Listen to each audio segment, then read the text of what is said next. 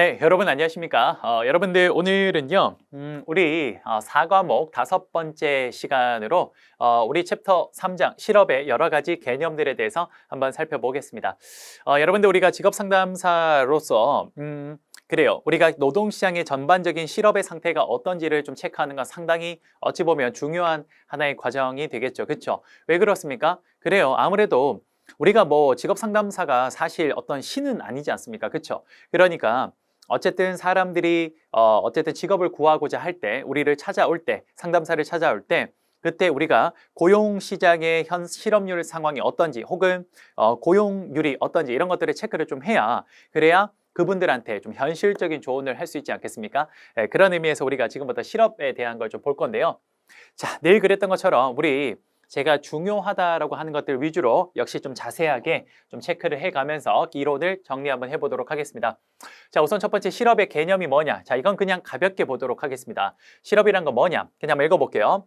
만 15세 이상 인구 중 조사 대상 기간 4주 동안 수입이 있는 일을 하지 않았고 적극적으로 구직 활동을 하였으며 일이 주어지면 즉시 할 수 있는 사람을 우리는 실업자라고 합니다. 오케이, 그냥 이런 것들을 실업이라고 한다. 혹은 이런 걸 실업자라고 한다라는 건 그냥 가볍게 볼게요. 우리가 지금부터 정말 주의 깊게 봐야 될 건 어디냐? 바로 여기가 되겠습니다. 뭡니까?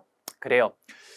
여러분들 우리가 지금 요걸 먼저 공부를 하고요. 그다음 우리가 요걸 공부할 거예요. 요렇게 공부를 할 건데 궁극적으로 우리가 찾고자 하는 건 이겁니다. 뭡니까? 일단 첫 번째, 여기가 시험의 받칩니다. 여러분들 여기 지금 크게 별표 하나 칩시다. 실업 관련 통계 여기랑 두 번째, 실업의 분류 이 두 가지는 별표를 크게 치겠습니다. 이 두 개는 사실 뗄래야 뗄 수 없는 아주 긴밀한 관계를 갖고 있는데요. 우선 우리가 궁극적으로 마지막 알고 싶은 건 이거야. 실업률과 경제활동 참가율과 고용률이라는 이 세 가지를 알고 싶은 건데 이걸 알기 위해서는 뭐냐? 오케이. 이걸 알아야 돼요. 이거를. 그래서 여기에서 우리가 공부를 해서 그 다음 여기로 넘어갈 겁니다. 됐습니까? 자, 그러면 제가 좀 요 부분을 판서로 좀 할게요. 요 부분을 판서를 해서 그 다음 그걸 요쪽으로 연결시킬 거라서 그러니까 우리가 슬라이드의 또 한계상 요렇게 하고 요렇게 넘어가면 앞에 걸 못 보니까 그걸 한 칠판에 다 하기 위해서 앞쪽에 있는 내용을 제가 지금부터 필기를 해가면서 하겠습니다. 그리고 난 뒤에 그걸 가지고 요 내용을 적용시킬게요. 오케이? 자, 한번 해봅시다. 별표 크게 칩시다. 이거는 우리가 필기 시험뿐만 아니라 나중에 실기에도 그대로 나오기 때문에 반드시 파악하셔야 됩니다. 오케이? 반드시 파악해야 돼요. 오케이? 자, 한번 진행해 보겠습니다. 자, 우선 여러분들 우리가 실업 관련된 이런 통계치를 최종적으로 뽑아내려면요. 여러분들께서 실업과 관련된 데이터 조사를 어떻게 하는지를 일단 알아야 돼요. 그래야 이걸 할 수 있거든요. 자, 한번 해볼게요. 자, 봅시다. 일단 제가 여러분들 그 교재에 있는 그림을 일단 다시 한번 좀 그릴게요. 자, 어떻게 되냐면 만 15세 이상 인구와 그 다음에 만 15세 미만 인구가 있고요. 그 다음 두 번째, 만 15세 이상 인구들 중에 자, 일할 의사와 그 다음에 능력이 모두 다 있는 사람과 그 다음에 일할 의사 또는 능력 둘 중에 하나라도 없는 사람이 있고요. 그 다음 마지막으로 일할 의사와 능력이 있는 사람들 중에 다시 취업에 성공한 사람을 우리는 취업자라고 하고요. 취업자. 그 다음에 취업에 성공하지 못한 사람을 우리는 실업자라고 이야기를 합니다. 자, 무슨 말인지 한번 해볼게요. 여러분들 우리가 실업률 관련된 데이터 조사는 이제 콜센터에 계시는 선생님들께서 우리 상담 선생님들께서 무작위로 랜덤으로 우리나라 국민들한테 전화를 겁니다. 자, 그럼 전화를 걸어요. 제가 받아볼게요. 자, 따르릉 해서 제가 받았습니다. 자, 그래서 전화 받아서 여보세요라고 했더니 상담사분께서 이런 말씀을 하시네요. 네, 안녕하십니까? 저희는 지금 대한민국 실업률 데이터 조사를 진행을 하고 있는데요.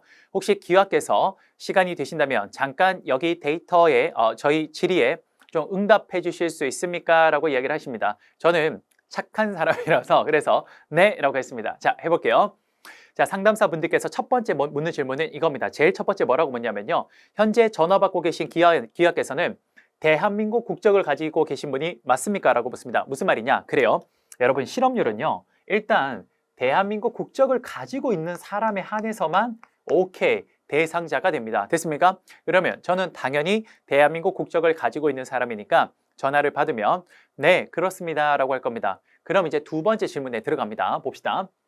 현재 전화 받고 계신 분은 만 15세 이상이 맞으십니까? 라고 물어봐요. 그러면 당연히 저는 만 15세 이상이 맞으니까 저는 예 라고 하면 그 다음 질문으로 넘어갑니다. 하지만 만약에 그 전화를 초등학생이 받았어요. 그러면 현재 규약께서는 만 15세 이상이 맞으십니까? 라고 했을 때 초등학생은 만 15세 미만이니까 아니요 라고 하면 어떻게 됩니까? 네 감사합니다 라고 하고 전화 끊어버리죠. 여기에 딱 체크돼요.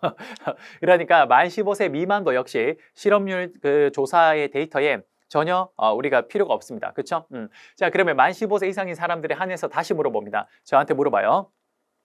규약께서는 현재 일할 의사와 능력이 모두 다 있으십니까? 라고 물어봅니다. 자 봐요. 저는 당연히 열심히 일을 해서 돈을 벌고 싶은 생각이 있으니까 저는 일할 의사가 있습니다. 그렇죠? 두 번째, 저는 주로 이 능력은 신체를 말하거든요. 저는 현재 신체가 건강하기 때문에 충분히 일할 능력도 됩니다. 그렇죠? 그래서 제가 뭐라 그러냐? 네, 저는 일할 의사와 능력이 모두 다 있습니다. 라고 하면 거기서 아 그렇군요. 그럼 이제 그 다음 질문을 해요. 그런데 만약에 일할 의사나 능력 둘 중에 하나라도 없으면 여러분 위에는 무조건 and야. 이 두 개가 동시에 있어야 되는데 밑에는 둘 중에 단 한 개라도 없으면 뭐가 됩니까? 그렇죠. 예를 들어서 이런 거야.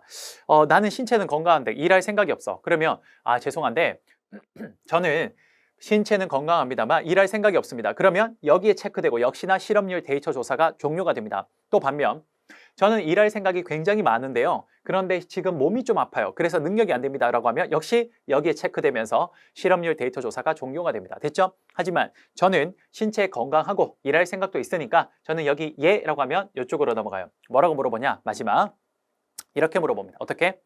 취업하셨습니까? 라고 묻죠. 자, 그러면 만약에 내가 현재 취업을 해서 일을 하고 있는 사람이다. 그럼 예를 들어서 제가 삼성 다닐 때는요.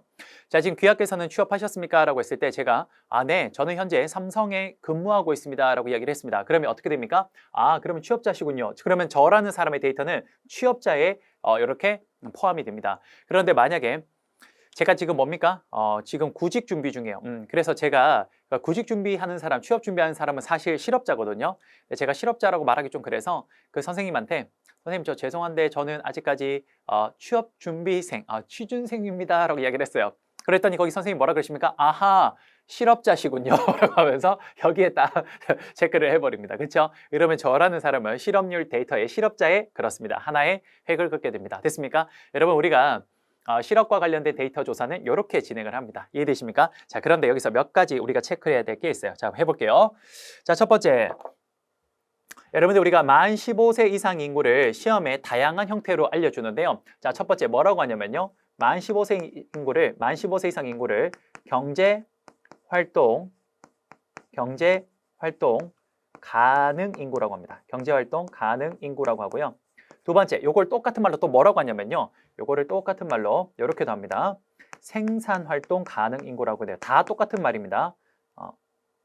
생산 활동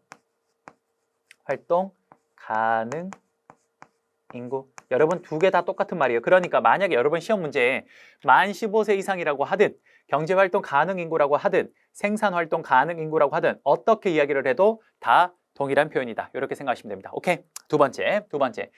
경제활동 가능 인구는 다시 일할 의사와 능력이 모두 있는 사람과 둘 중에 하나라도 없는 사람으로 분류하는데 이때 일할 의사와 능력이 모두 다 있는 사람 우리는 다시 이렇게 표현을 합니다. 어떻게? 이런 사람을 뭐라고? 경제활동 인구라 그래요. 경제 활동 인구라고도 하고요. 이걸 또 다른 말로 뭐라고 하냐? 생산 활동 인구라고도 합니다. 뭐라고? 생산 활동